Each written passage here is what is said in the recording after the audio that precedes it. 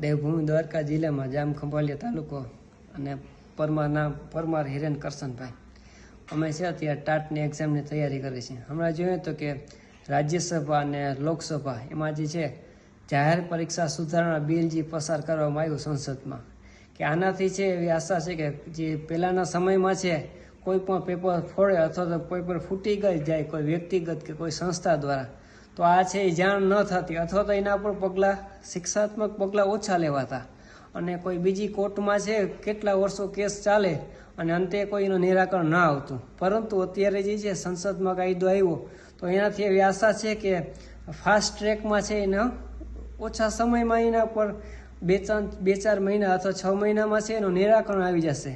અને જે પણ વ્યક્તિ પેપર કોઈ વ્યક્તિગત છે કોઈ સંસ્થા છે તો એને 5 વર્ષથી 10 વર્ષ લગીની જે સજા છે એવી પણ જોગવાઈ કરવામાં આવી છે. આ ઉપરાંત 5 લાખ 10 લાખથી છે 10 કરોડ સુધી છે એના ઉપર છે એ દંડની પણ જોગવાઈ છે. કોઈ સંસ્થા હોય તો જેટલા વ્યક્તિ એમાં ઇન્વોલ્વ હોય બધા ઉપર એને શિક્ષાત્મક પગલાં લેવામાં આવશે. તો આનાથી એવી છે કે આવનાર જે સ્પર્ધાત્મક પરીક્ષાની જે તૈયારી કરે છે બધાય જે યુવા વર્ગ તો એને પણ એક ફાયદો થશે.